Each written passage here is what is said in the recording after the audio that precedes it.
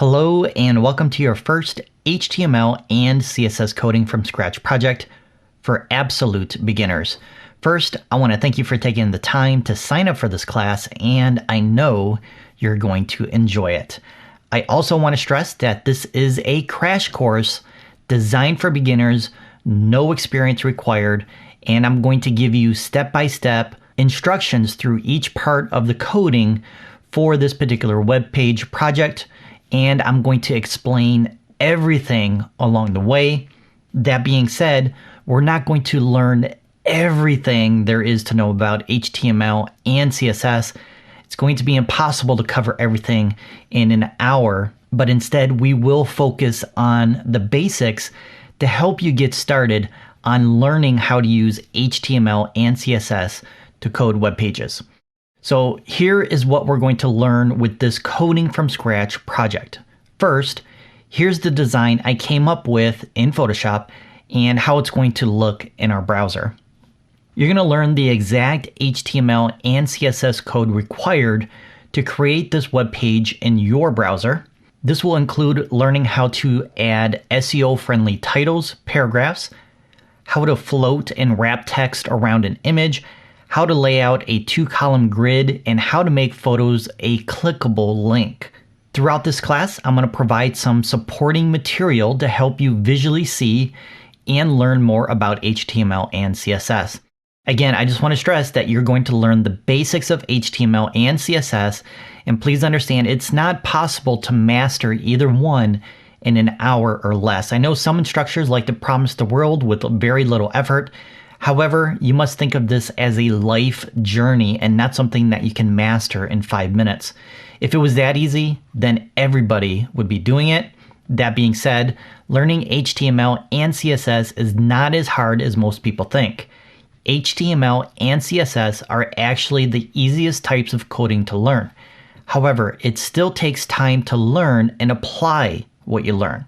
Personally, I've been working with HTML and coding websites for 15 plus years, and with new technology, I continue to learn new things to help me with my current projects. So think of this as the foundation to your future, and you will need to continually learn about HTML and CSS beyond this crash course. So there's a couple of things we need in order to get the most out of this course, and that is I recommend going through each one of the tutorials that follow in the exact order given because they each build on the previous lesson. After this particular video, there will be an article that follows it with a link for downloading some resources for this particular crash course. And this is going to include the final code for this particular coding project, and I'm offering it to you to use them as a reference to compare it to the code that you write.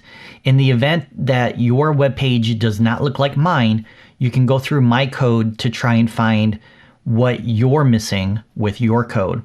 It's also going to include a photo that you can use with this web design project. And then after you download those links, there's another article that follows that one that I highly recommend you read before you begin working on this coding project.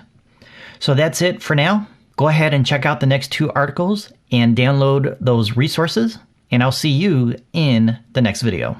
So when it comes to coding your websites with HTML or CSS, you need what is known as a text editor to type all that code into. Now, there's a lot of different types of text editors from which to choose from, and they all have different types of functionality and features, and a lot of them are free. So I'm going to share with you 3 of my favorite text editors and the one that we're going to use for this particular project. So the first one is called Sublime Text. So you can download this for Mac and Windows, and it is free. However, they do have an option to purchase it, and you just have to be aware that this is a limited license. So you can basically evaluate this software for free, and then you have to purchase a license if you want to continue to use it. Now, I don't personally use Sublime Text, so I don't know how long you can get it for free, and they don't really say. But a lot of developers do like to use Sublime Text, so you may want to look into it to see if it's something that may be more useful to you versus some of the other text editors we're going to go over. So it is $80 if you do want to purchase it.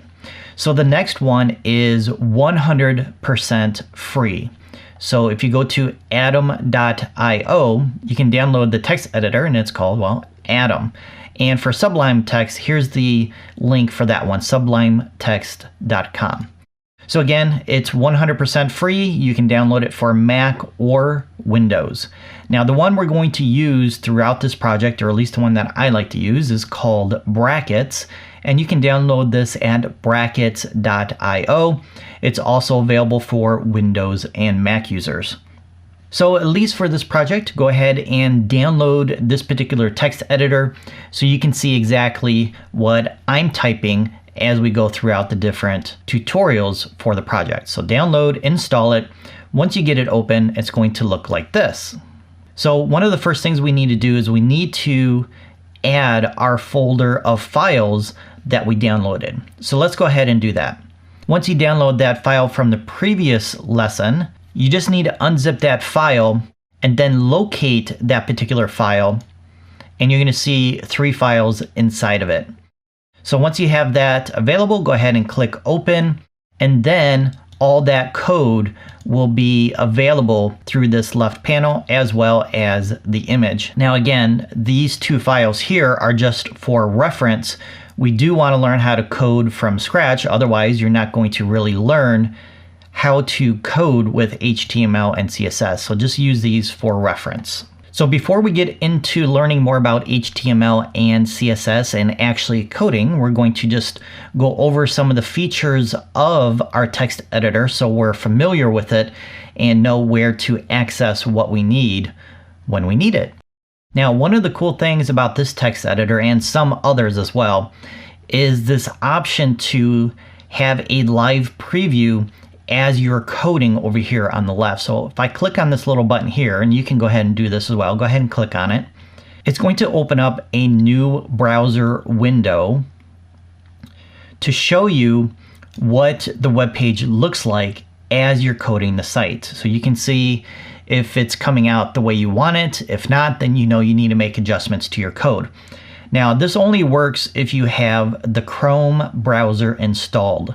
So I highly recommend installing Chrome because you're going to need to use it as a web developer because it does have a lot of other features that other browsers do not have. And there's also additional tools, extensions, plugins, whatever you want to call it, for Chrome as well that are designed for web developers. So you definitely need to install Chrome in order to code. You don't really need it, but you can't get this live preview without it, and other tools and features as well. So I do recommend using this over any of the other browsers. So if I come over here and I start typing right here,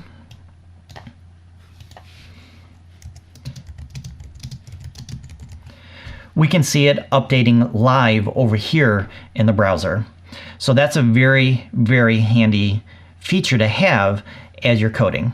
Now, just below that, we have another little icon here, and this is our extension manager, which will give you options to install plugins or even themes, and the plugins will allow you to enhance the functionality of the Brackets text editor. And you can change the colors of the interface based on the theme that you select. And we're actually going to install one of these plugins because there's one very important plugin that I think everybody should be using, and that's an auto save option. So go ahead and type in auto save, and we can see auto save every edit right here. Go ahead and click install, and it doesn't take very long for it to download and install. And then you can see all your installed plugins right here with this tab. Now, there are a lot of features and tools and plugins available to add to your text editor. And I would typically stick with something that is newer. I wouldn't go back to 2013 unless I know it's being supported by that particular developer. This one right here is version 1, so they have obviously not updated this particular plugin. It may or may not work with this current version of brackets. So I'll leave it up to you to go through those and see if there's anything in there that you can benefit from. At this time, you probably really don't know. So autosave is really all that you need. And we also need to make sure that autosave is enabled by going up to File, and then make sure there's a check mark next to Enable Autosave. All right, so one last thing I want to point out is a lot of times you're going to be working with both your HTML and CSS files, and you may need to go back and forth between the two files. So you would click on one and then click on the other when you need it. But the cool thing is you can actually split your screen so you can see both of them side by side. And you can do that by coming up to this icon and selecting vertical or horizontal split. I personally like vertical split.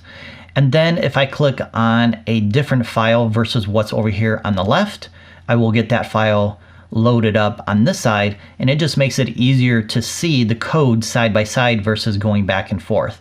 For now, we'll just go ahead and keep it set up on no split, and then we'll go over some other features of the text editor as we're doing our coding for this particular project. Okay, now that we have our text editor set up, let's go ahead and get started with learning more about HTML and CSS and learn what they are, what they're not, and why they're easier to learn and code with than you may think at this point in time. So if you're ready, let's do it. Hello, and welcome to the section on HTML. So what exactly is HTML? Well, it stands for Hypertext Markup Language. So the one thing we have to understand about HTML is it's not really a programming language like a lot of people think it is. Instead, it's known as a markup language that you use for creating web pages. Programming languages are more advanced because they allow you to do things that you can create a different alternative based on an answer to a specific code. For example, if X is true, then do the following. When it comes to HTML, you can't really do any of that. Instead, it's just used to build the foundation of your web page and display content like text, images, links, etc. So think of HTML like the presentation of the content that you want to display for a particular web page. And although HTML really isn't a programming language, it doesn't mean that HTML isn't important. In fact, every web page that you go to has some type of HTML output to your browser. HTML is the building blocks of your web pages. So there are other types of programming languages that you can use in conjunction with HTML that can make your web page more dynamic, like JavaScript or PHP or something else along those lines, and they will allow you to do things that you can't just do with HTML. Either way, you still need to know, learn, and apply HTML to complete your web pages. Plus, you can create web pages entirely with just HTML. However, HTML is limited in its styling, and by itself, it's not very pretty. And that's where our CSS styling language comes in and helps us make our web page much more appealing. And we're going to cover that in the next section. But first, we need to lay the foundation and the content that we want for our web page, and we're going to code that first with an HTML file. So we're going to go ahead and get started doing that with our next lesson, and it's going to be about the structure of HTML, and we're going to go ahead and start setting up that structure for our HTML file. Hello and welcome back. All right, so I hope you're ready to start coding your first website. What we're going to do is we're going to go over the structure of HTML and set up our first HTML file, and then we can begin coding the web page. Yay! Okay, all right, so let's go ahead and create a new HTML file by going up to File and selecting New.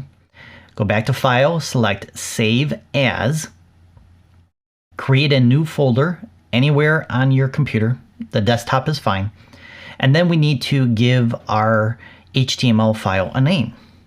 So when it comes to naming your HTML files, You can name it based on what that web page is. For example, if you have an about page, you could do about.html.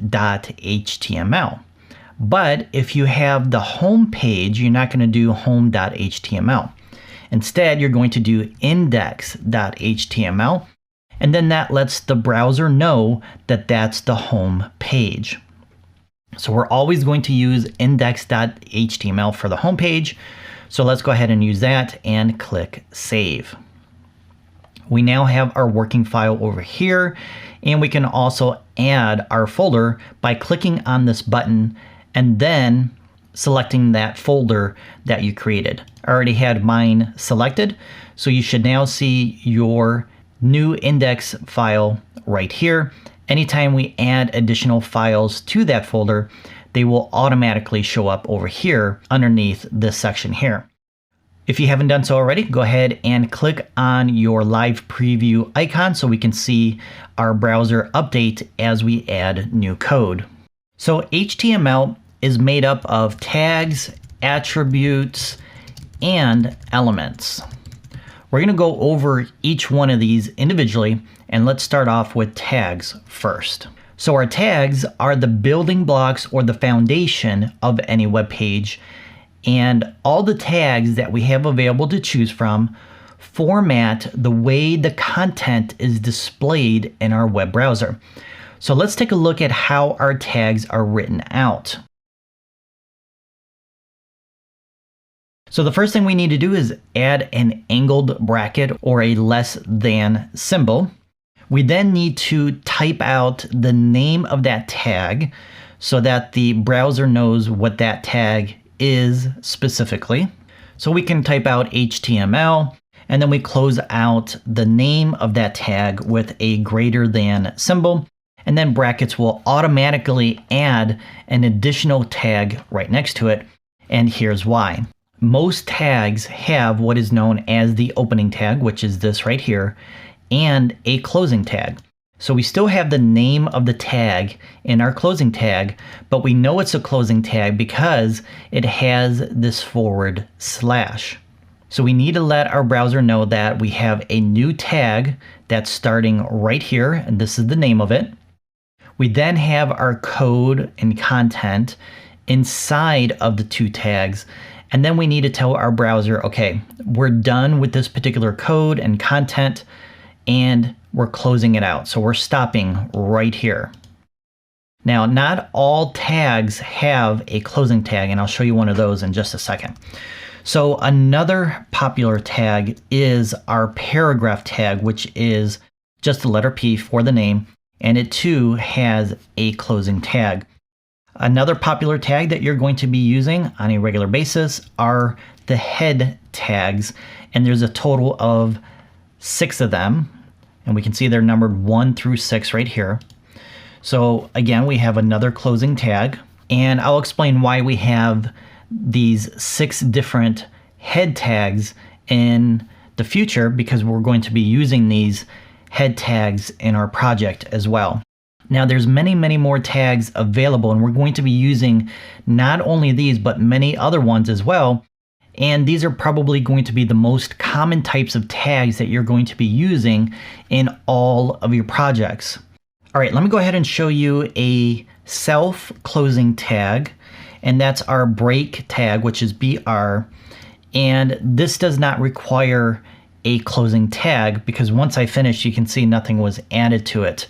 And it's referred to as a self-closing tag because it doesn't need a closing tag. And we will be using this in the project so you can actually see what this particular tag actually does.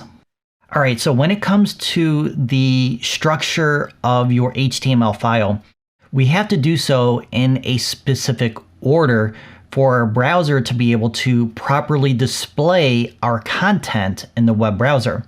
So I'm going to go ahead and grab all of this and delete it. And the first thing that we need to do is we need to tell our browser the type of HTML file that we have. There's different types of HTML and there's different versions. We're going to stick with HTML5 for now because it's the most used HTML version. So we're going to add a piece of code to tell our browser that this is HTML5, and it's going to look like a tag, but it's not necessarily a tag. So we're going to start off with an angled bracket, exclamation point, and then in all caps, we're going to type out doc type, then in lowercase HTML, and then a closing angled bracket. So this is known as a declaration. It tells our browser exactly the version of HTML we're using, in this case HTML5. If you're using XHTML or HTML 4.01 or something else, then your declaration is going to be different, but we're just going to stick with the basics for now. So the next thing that we need to add is an HTML tag. So go ahead and type this out as well, and then just click return to add some space. So everything inside of these HTML tags are the elements for our web page. So this basically just lets our browser know that our HTML code begins and ends here. Then we have two more pieces of information we need to tell our browser, and it's based on the two main parts of our web page. And we need to define the visual part of our browser, which is this area here. And then there's another part of our web page that is not visible, and that can include the title of the page that will be listed up here in the tab, as well as additional information to let our browser and search engines know more information about this specific web page. For example, keywords, metadata, links to our CSS file, and other types of files that we may be using in conjunction with HTML. For example, PHP, jQuery, and things like that. We're going to link those files to the index.html file in that part of the web page. And again, that's not visible. So to do that, we're going to type out our head tag, and then everything listed inside of there will go right here. And again, it's not visible. And then the next part of our web page is the body. So let's go ahead and add a body tag. And this is going to include our content, images, text, paragraphs, and anything else that's going to be visible on our actual web page. Okay, so we now have the basic structure of our HTML file. Let's go ahead and save it with Command or Control and the letter S, unless of course you did install that plugin to auto save. In that case, you don't